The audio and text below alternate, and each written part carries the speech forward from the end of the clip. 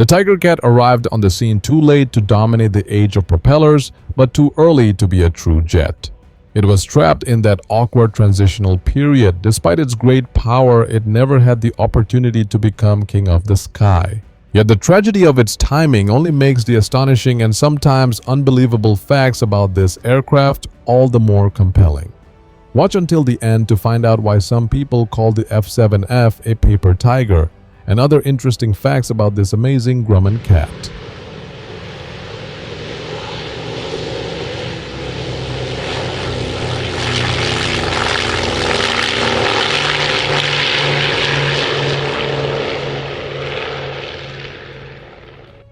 Carrier-based fighters too powerful for aircraft carriers. On paper, the Grumman F7F Tigercat was the US Navy's dream come true.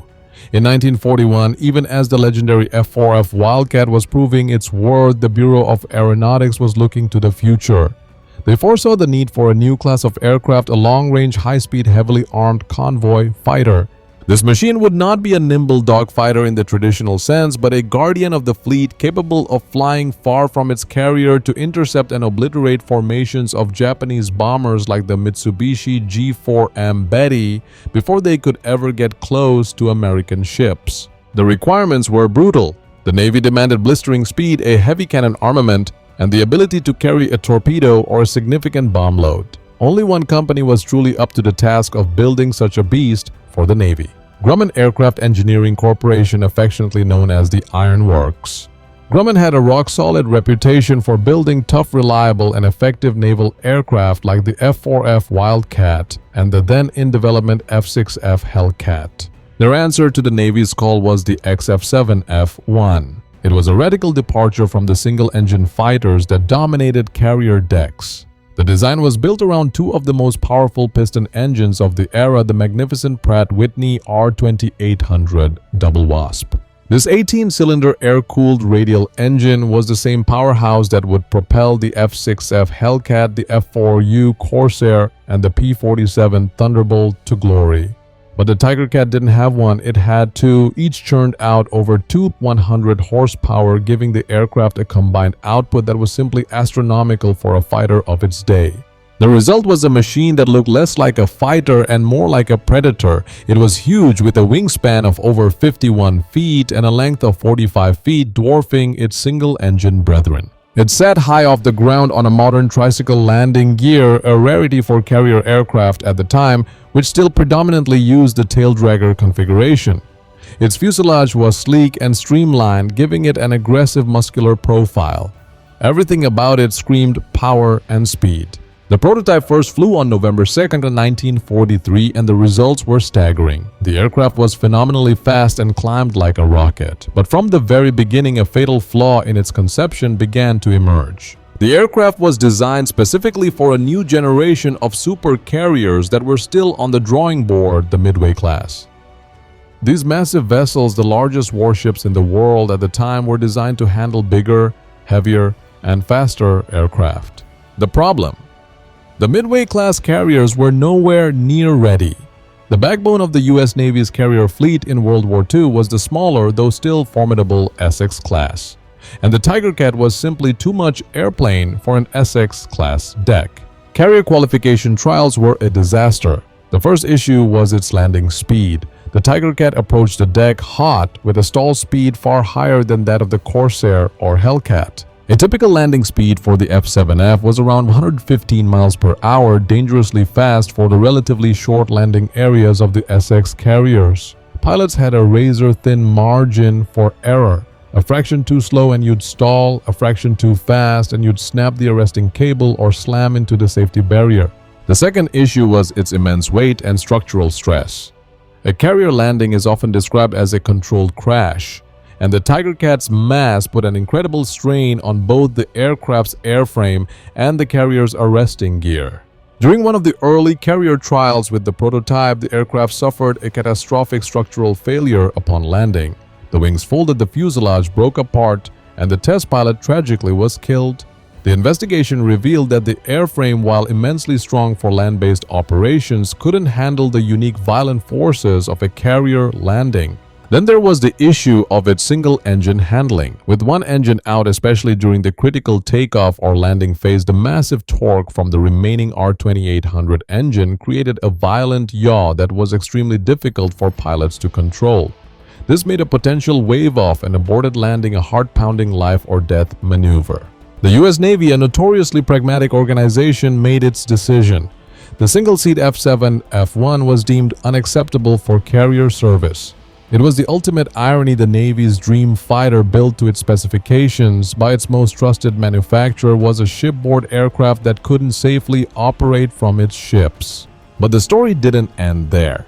Another branch of the service watched these developments with keen interest, the United States Marine Corps.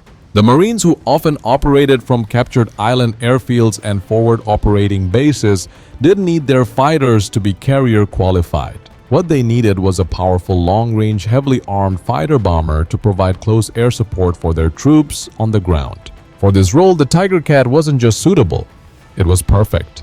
The USMC effectively adopted the homeless fighter, and the F7F would go on to serve almost exclusively as a land-based aircraft. It was a naval fighter in name, only a king exiled from its own kingdom. As fast as the first jet. Imagine this, it's late 1944. The skies over Germany are being terrorized by a revolutionary new weapon, the Messerschmitt Me-262, the world's first operational jet fighter. It flies hundreds of miles per hour faster than any Allied propeller plane, attacking bomber formations with impunity and then vanishing before escorts can react. The jet age has arrived, and it seems the piston engine's reign is over. Now imagine an American twin-engine propeller fighter taking off from a Pacific airfield that can nearly match its speed. It sounds impossible, but it was reality. The Grumman F7F Tigercat was one of the fastest piston-engine aircraft ever built, a testament to the absolute peak of propeller-driven technology. The official top speed of the F7F3 variant was a blistering 460 miles per hour at 22,000 feet. To put that number in perspective, let's compare it to its contemporaries P-51D Mustang around 437 miles per hour, F4U-4 Corsair around 446 miles per hour, P-38L Lightning around 414 miles per hour, and F6F5 Hellcat around 380 miles per hour. The Tigercat didn't just edge them out, it blew past them. But the truly mind-bending comparison is with the first generation of jet fighters, Messerschmitt Me-262A, top speed around 540 miles per hour. While significantly faster at its peak, the Tigercat wasn't as far behind as one might think. Gloucester Meteor F1. The first British jet fighter had a top speed of only 410 miles per hour, making the Tigercat faster. Later variants were quicker, but the F7F could compete with early models. P-80A Shooting Star. America's first successful jet fighter had a top speed of about 560 miles per hour. How did Grumman achieve this near-jet performance with old-school technology? It was a masterful combination of brute force and aerodynamic elegance. The heart of the Tigercat's speed was, of course, its twin R2800 double wasp engines. In the later F7, F3 models, these were the R2800 $34 variants equipped with water injection. This system sprayed a water-methanol mixture into the cylinders, which cooled the engine, allowing it to run at higher power settings for short bursts without detonating a war emergency power mode. This could boost each engine's output to over 200 to 400 horsepower. With a combined total of nearly 5,000 horsepower on tap, the Tigercat had more power than some four-engine heavy bombers like the B-17 Flying Fortress. The sound of two of these engines at full throttle was described as a ground-shaking apocalyptic roar. But raw power is useless without a clean airframe to translate it into speed. The engineers at Grumman crafted one of the most aerodynamically efficient designs of the era for a twin-engine aircraft. Unlike bulky medium bombers like the B-25 Mitchell or A-20 Havoc, the Tigercat had a remarkably slender fuselage barely wide enough to accommodate the pilot and the 450 caliber machine guns in the nose. The high-mounted wing was a thin laminar flow design that reduced drag at high speeds. Every line, every curve was optimized for performance. This incredible speed had profound tactical implications. While the Tigercat never faced an Me-262 in combat, its performance meant that in a hypothetical encounter, it wouldn't be a completely one-sided fight. An early jet like the Me-262 had weaknesses, it accelerated slowly, had poor maneuverability at lower speeds, and its primitive engines were unreliable. A Tigercat with its instant propeller-driven throttle response and excellent dive characteristics could potentially surprise a jet pilot, especially if it had an altitude advantage. It could dive to intercept, make a high-speed firing pass, and use its momentum to escape. The F-7F represented the absolute pinnacle of piston-engine fighter design. It was the last defiant roar of a dying technology pushing the limits of what was thought possible with propellers. It proved that with enough power and brilliant engineering, you could build a piston-powered machine that could nip at the heels of the jet age. The arsenal of a flying battleship. If the Tigercat's speed was shocking, its firepower was downright terrifying. It was not just a fighter, it was a flying artillery platform. Grumman's designers took the concept of heavy armament to an extreme, creating what was arguably the most heavily armed production fighter of World War II. The mission profile of a bomber-destroyer required the ability to inflict catastrophic damage in a single, fleeting pass. You wouldn't have time for a prolonged dogfight. You needed to fly through a bomber formation, pull the trigger, and watch enemy planes disintegrate. The F-7F's armament was purpose-built for this task. Let's break down the standard forward-firing arsenal. 4 20 0AN M2 cannons mounted in the wing roots close to the fuselage to ensure a tight, accurate cone of fire. Unlike machine guns, which fire solid slugs of metal, cannons fire explosive shells. Each 20mm shell was a miniature grenade capable of ripping huge holes in an airframe, igniting fuel tanks, or obliterating an engine. 4 of these firing together created a stream of high explosive destruction. 4 50 caliber M2 Browning machine guns mounted in the nose synchronized to fire through the propeller arcs. The 50 caliber was the legendary American heavy machine gun respected for its range, reliability, and hitting power. To put this in perspective, the standard armament for a late-war American fighter was typically 650 caliber machine guns such as P-51 F6F Hellcat, or in some cases 420mm cannons such as F4U 4B Corsair. The Tigercat effectively carried the armament of both a cannon-equipped Corsair and a machine gun-equipped Hellcat on a single airframe. The combined weight of fire from these 8 weapons was staggering. In a 1-second burst, the Tigercat could hurl a devastating amount of lead and high explosives at a target. But that was just the beginning. Its role quickly evolved from bomber interceptor to a ground attack specialist, and this is where its true destructive potential was unleashed. The Tigercat was a stable, powerful platform capable of carrying an enormous amount of ordnance under its wings and fuselage. Bombs. It could carry up to 2 1,000-pound bombs, one under each wing. Alternatively, it could carry a single 2,000-pound bomb or a naval torpedo on its centerline pylon. This gave it a bomb load comparable to that of a dedicated light bomber.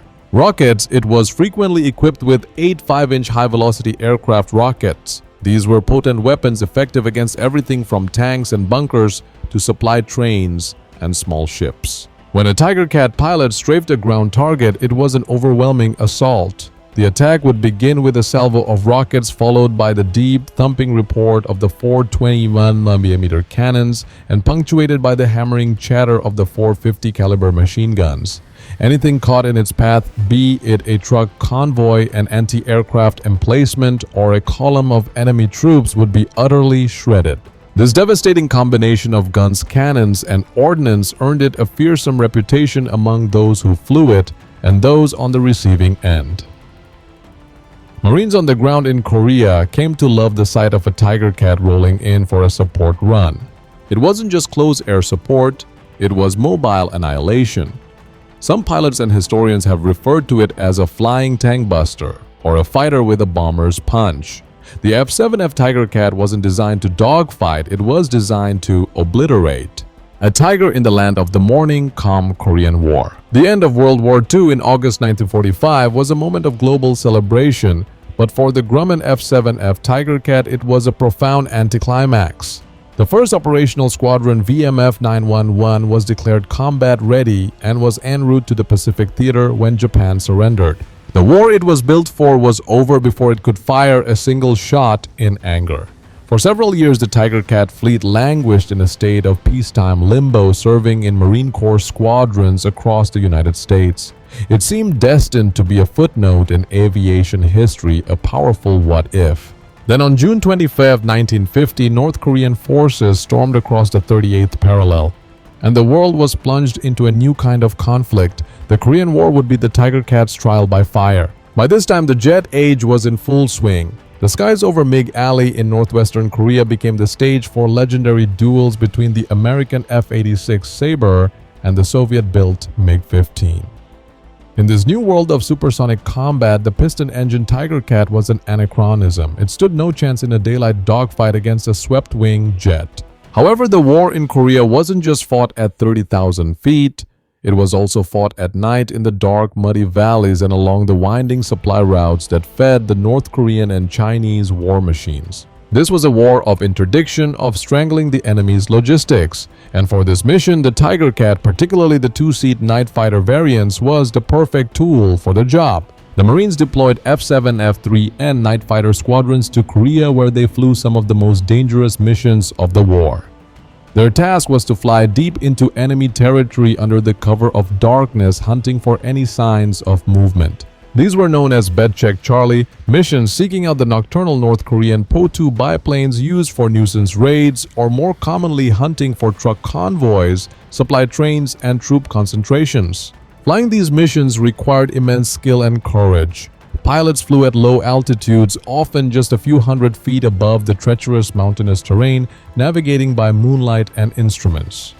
In the back seat, a radar intercept officer stared into the green glow of a primitive AN/APS-6 radar scope, searching for the telltale blips that signified a target. When they found something, the Tigercat would transform from a hunter into a killer. The pilot would roll in on the target, the dark landscape illuminated only by the flash of his own cannons and the fiery explosions below. They faced constant danger from concealed anti-aircraft guns, which would suddenly open up from the blacked-out hillsides, filling the sky with deadly tracer fire.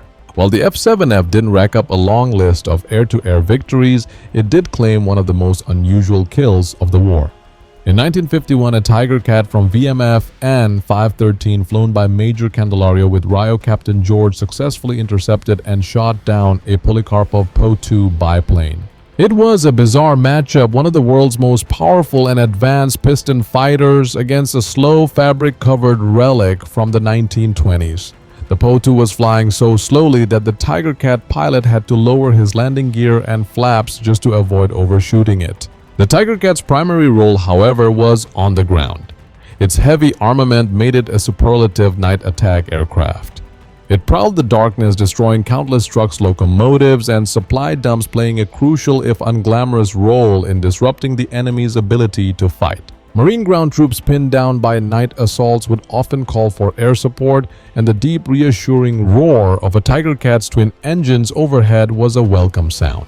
The Korean War was the Tigercat's only major conflict. It proved its worth not as the high-altitude interceptor it was designed to be, but as a rugged, reliable, and brutally effective night hunter and mud mover.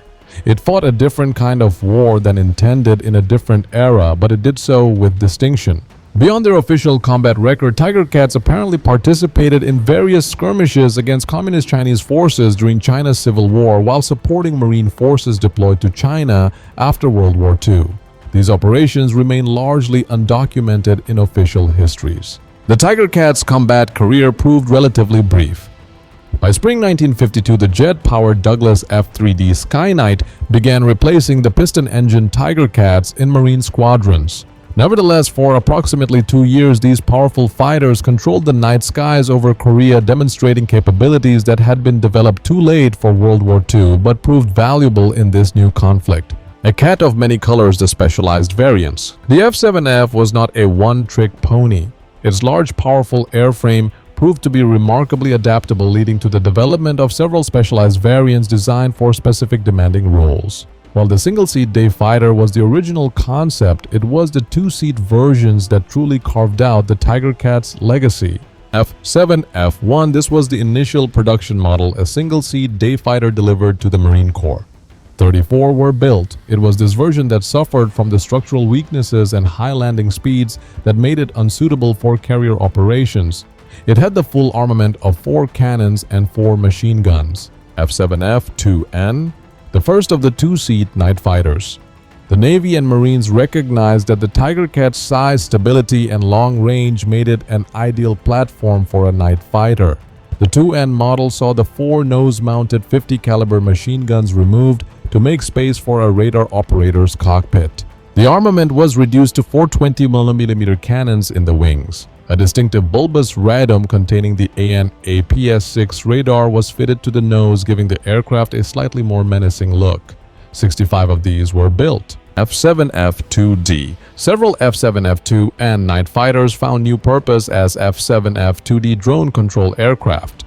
These conversions featured distinctive modifications, most notably a Grumman F8F Bearcat windshield installed behind the cockpit to accommodate the drone controller's position. The bubble canopy provided the controller with enhanced visibility needed to direct target drones during training exercises.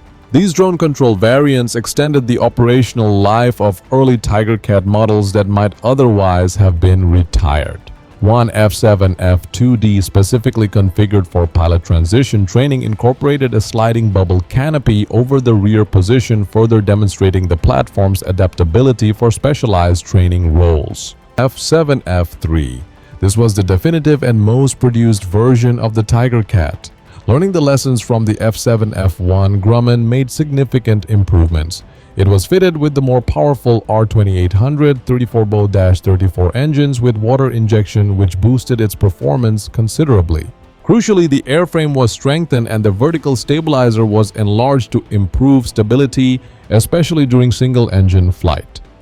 Most of the 189 F7F-3s built were single-seat day fighters, but this improved airframe would become the basis for the most successful variants. F7F-3N, the workhorse of the Korean War. This was a 2-seat night fighter based on the improved F7F-3 airframe.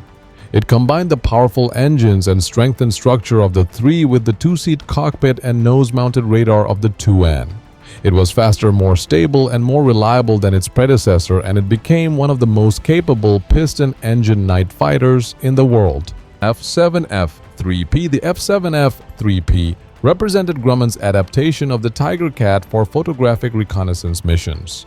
This variant was arguably the most capable propeller-driven reconnaissance platform of its era, featuring an impressive 5-camera configuration. The system included trimetrogon coverage, 3 cameras providing horizon-to-horizon photographs that could be merged into a single comprehensive image. A periscope system allowed pilots to precisely aim the forward-facing vertical camera through a specially designed belly hatch with adjustable louvers. The 5th camera captured oblique images of the aircraft's left side. For optimal performance, the aft cockpit typically housed a removable reserve fuel tank rather than a second crewman, since the reconnaissance role required no additional operator. In many F7F-3Ps, a metal panel replaced the rear cockpit's plexiglass canopy entirely. When not actively photographing, the open camera ports remained protected by metal plates that slid into place via electric motor-driven cables. This sophisticated system made the F7F-3P an invaluable intelligence-gathering asset. F7F-3E. Alongside photo reconnaissance variants, Grumman converted a small number of F7F-3s into F7F-3E electronic warfare platforms. These specialized aircraft conducted electronic reconnaissance missions, although detailed information about their specific equipment and capabilities remains scarce in historical records. The F7F-3E adaptations represented early developments in airborne electronic warfare, a field that would become increasingly important as the Cold War progressed. F7F-4N, the final production variant and the what could have been model of the Tigercat family.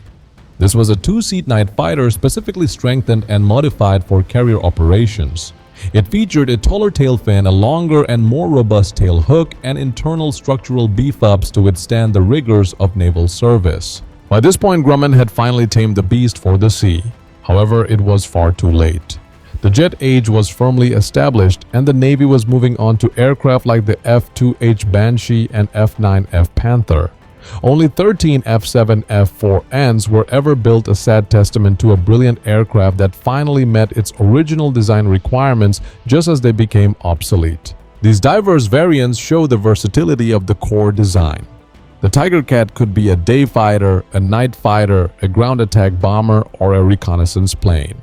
It was this adaptability, particularly as a night fighter, that saved it from total obscurity and gave it a chance to prove its mettle in combat. A legend lost to time. So why, with its incredible speed, devastating firepower, and distinguished service in Korea, is the F7F Tigercat not a household name? Why has it been relegated to the status of a forgotten legend? The answer lies in a confluence of bad timing, low production numbers, and an unglamorous combat record. The most significant factor is its production total. Only 364 Tigercats of all variants were ever built. Now compare that number to its more famous Grumman cousins and vought rivals F6F Hellcat 12,275 built, F4U Corsair over 12,500 built, TBF Avenger nearly 9,839 built.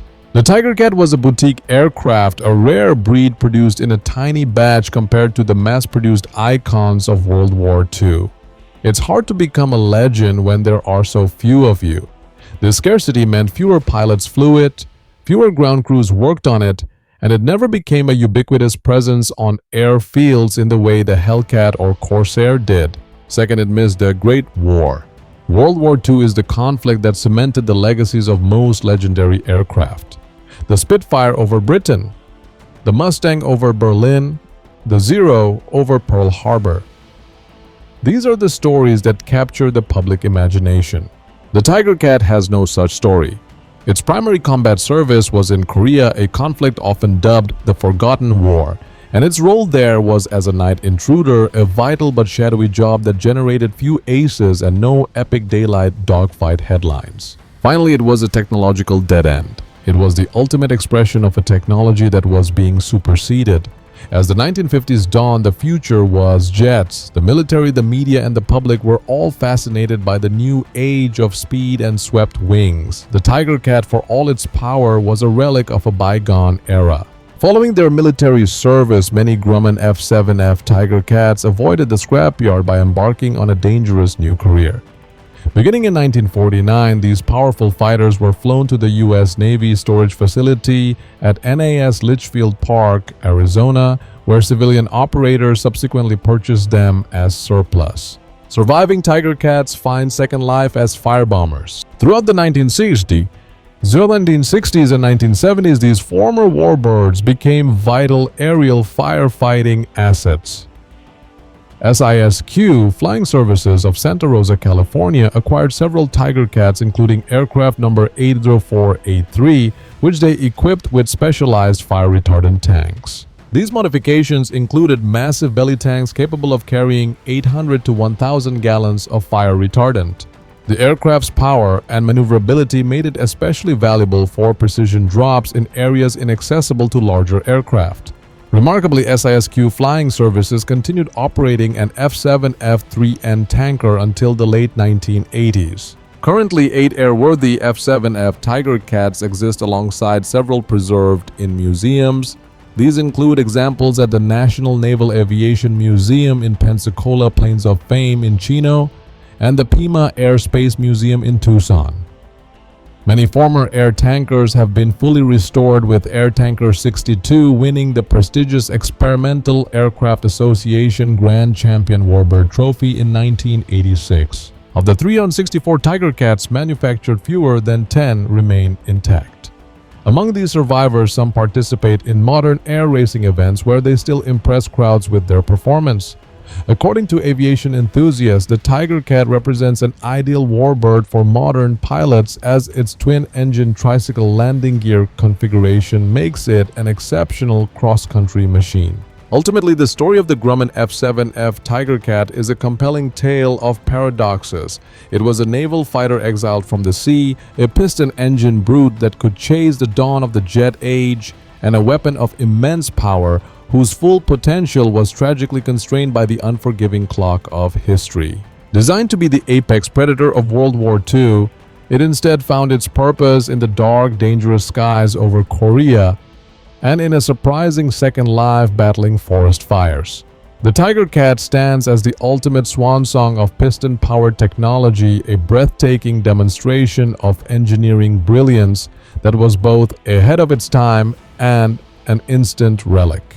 While it may never have achieved the fame of the Hellcat or Corsair, its legacy endures among those who recognize its incredible capabilities. It was not a paper tiger, but a true monster whose roar was heard just a moment too late. If the Tigercat had arrived just 1 year earlier, fully carrier qualified and deployed in mass numbers for the planned invasion of Japan, how might history have been different? Could its overwhelming firepower have significantly altered the final battles of the Pacific War? Let us know your theories in the comments below. Thank you for watching. We'll see you in the next video.